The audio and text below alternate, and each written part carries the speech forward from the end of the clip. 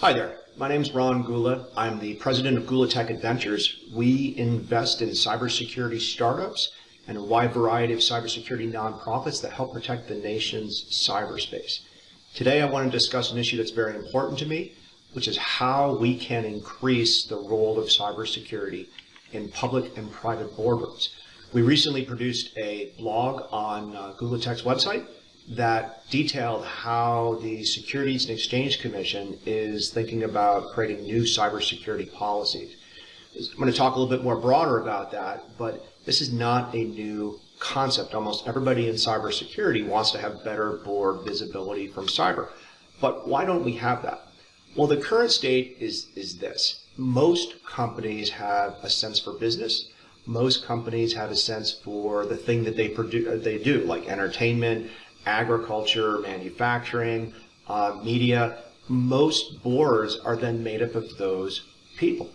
What happens though is today almost every company is a software development company. Every company has a presence on the internet.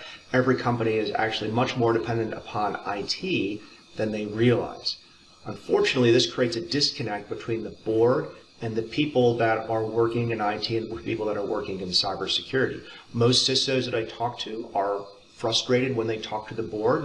The board looks at some of these cyber and technology issues a lot different. And a lot of times I don't see alignment. The risks appetite that a board takes doesn't really convert to an IT plan or a business plan, except for very, very few companies. This actually has many more ramifications for the country than we realize. Cyber risk is not dealt with. We don't have the right people in IT and cybersecurity. They're not being recruited, and they're certainly not being groomed or curated. How can I take more cyber leaders and bring them to the board?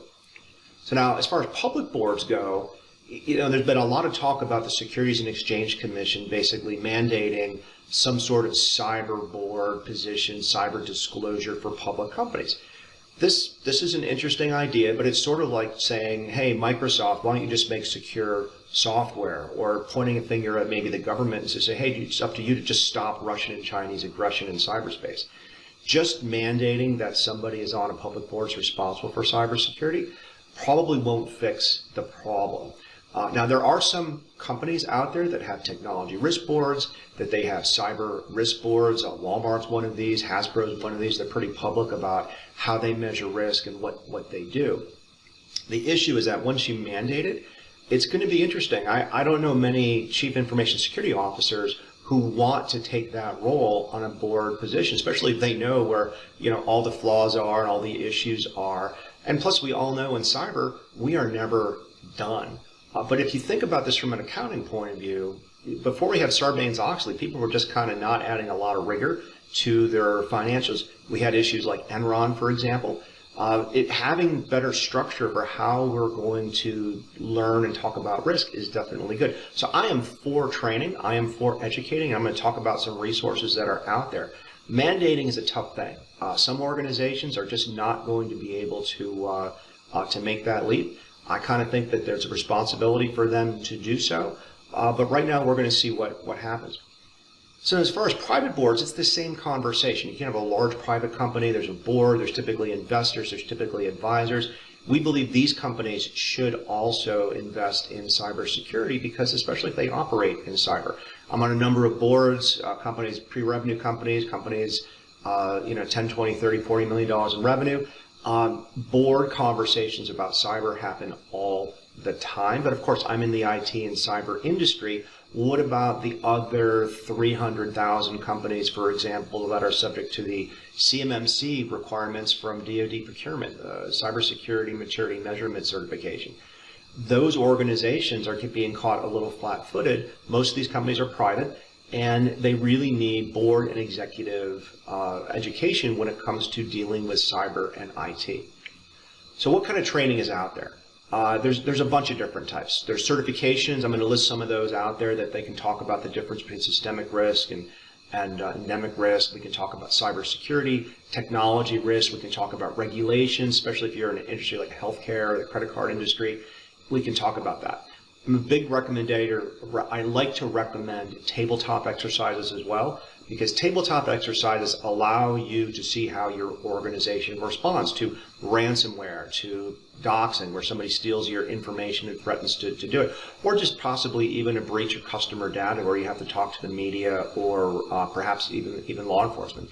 And the thing I like about having this kind of training is you have to do it with a safe space. You have to assume that people in the room are going to be more interested in not asking a question that shows their ignorance than trying to get to the right answer. I've had a lot of experience with this. You have to have a safe space where people can ask questions about how the internet works, how DNS works, what is the risk of attack, what is the risk of a vendor maybe overstating, the risk in doing that.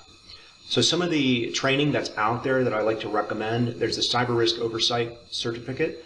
The Cyber Readiness Institute has a whole readiness program for there. I've actually become a qualified technology executive from the Digital Directors Network.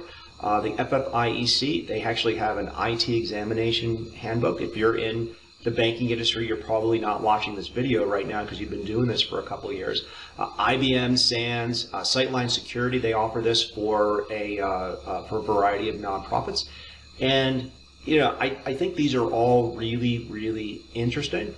If you're watching this and you're thinking, my gosh, how do I teach a board member a penetration testing and malware analysis and reverse engineering and hunting for the hidden hackers in the network?